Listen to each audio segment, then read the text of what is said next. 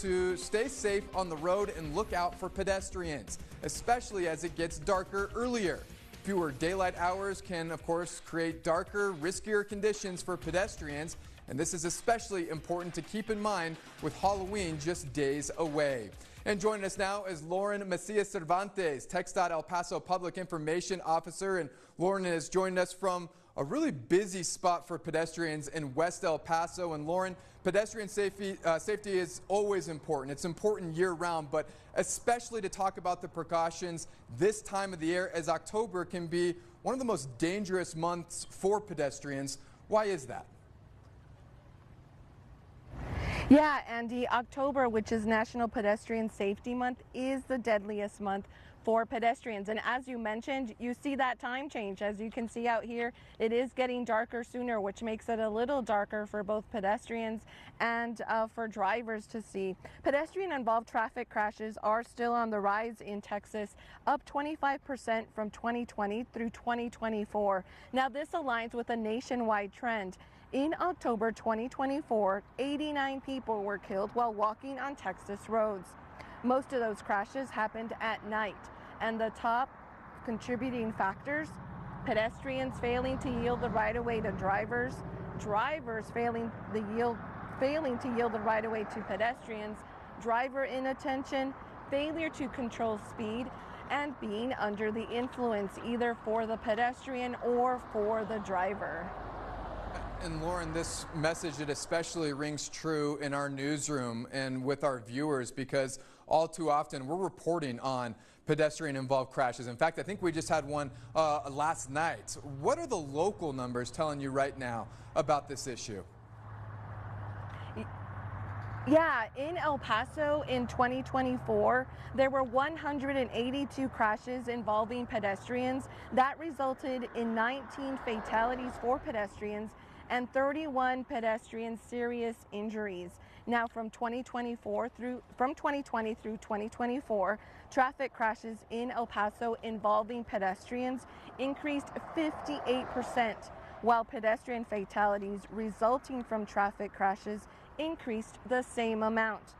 And this stat, pedestrians seriously injured, increased 121%. Those are high numbers.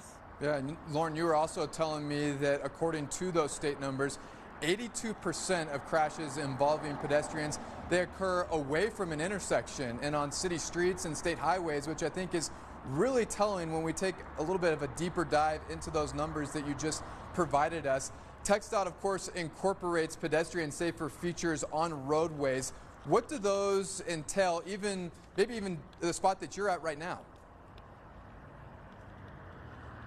Yeah, Andy, and you mentioned that, a lot of those crashes happen away from the intersections, away from crosswalks, and we've been seeing it here. We just saw someone go on a scooter cross mid-block away from a crosswalk. But we're here on Mesa between Boston and Kirby, where there are multiple businesses, restaurants, and of course, we're not far from the Don Haskins Center and from UTEP. That's just across the way. Of course, we have crosswalks. We have a hawk system where you see here behind me, it's already alerting of a hawk system up ahead. Down the way on Cincinnati, we've got pedestrian rail, of course lighting, and we've got raised medians down the way. And these are all safety measures that we've seen make a difference at this location and at others across the city. On Zaragoza, for example, we added raised medians and lighting from North Loop to Montana. Now, we've seen crashes decrease by 100, and we haven't had fatal pedestrian-related crashes since the medians were installed in 2022. We also constructed raised medians and added lighting on Montana from Airway to Yarborough. We didn't have any fatal crashes in 2023 and 2024, and no pedestrian fatalities since medians were installed at the end of 2022. And on Copia and Dyer, we added pedestrian hybrid beacon crosswalks like the one here behind us. And we also added raised medians, and we've seen similar results, and the same for Alameda near Inglewood, where we added raised medians and lighting. Now, these are all safety measures that are added to the roadways to increase pedestrian safety. Lauren, pedestrian safety is top of mind, especially right now for parents. Halloween coming up on Friday. So many people out and about, and of course, out and about with small children where the unthinkable can happen if people don't remain vigilant and alert on the road. What are some safety tips both drivers and pedestrians can follow as Halloween approaches and on a Friday night this year? Yeah, so we've got a few tips. First of all, for drivers, stay alert, don't drive distracted, and look out for pedestrians everywhere at all times. As you mentioned, Andy, we've got Halloween coming up on Friday, but we've got ongoing like fall festivals and football Friday and various activities. So it's important to look out at all times. Follow speed limits, drive to conditions. You know, a speed limit may be a certain it may be a certain speed limit in that area, but because there's a high pedestrian traffic, you might want to go slower.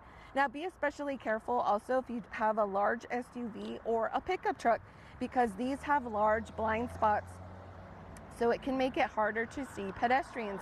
Now, we also have tips for pedestrians. Cross the street only at intersections and crosswalks. And very important to make eye contact with drivers before you cross. Don't just assume that they do see you. When walking, put away your phone or earbuds. That can take attention away from the road. Now, we always mention to drivers, don't drive to distracted, but that's also important for pedestrians because they may be busy on their cell phone or listening to and be distracted with those earbuds. You also want to stay visible. Wear reflective materials or use a flashlight when it is dark. And if you're on a bicycle, of course, you know, make sure that it has bike lights. Anything that you can do to increase that visibility while you're on the roadway, especially as it gets darker sooner. And while we're talking about speaking of staying visible, this can especially ring true an important Friday night for Halloween. Maybe what are some options and even some costume-friendly options for people to use on Halloween? Yeah, so not everyone is going to be wearing, you know, the bright colors that I am. A lot of people might be wearing dark colors, so you can put some reflective tape that would make it more visible for you to be seen. We also have some treats in my bucket here. You know, you could there's various light up necklaces that you can put on children or on trick-or-treaters. You know, there's different sort of lamps or a flashlight that you can carry with you, glow sticks. I mean, there's just a lot of options. Just keep in mind that you want to make yourself as visible as possible. Again, reflective tape, flashlights, slap bands, bright colors, anything that you can do to help make yourself more visible, and make sure that those costumes are not impairing the eyesight of children or could help them trip. Also watch out for those kinds of things. All right, Lauren, thank you so much for the tips, of course, not only just on Halloween, but year-round, as well as some of the insight into the numbers that we're seeing right now. We certainly appreciate your time with us here on the program. Thank you, and stay safe. All right, Lauren Macias-Cervantes, the TxDOT El Paso Public Information Officer. And don't go anywhere. We have more KTSM 9 News coming up.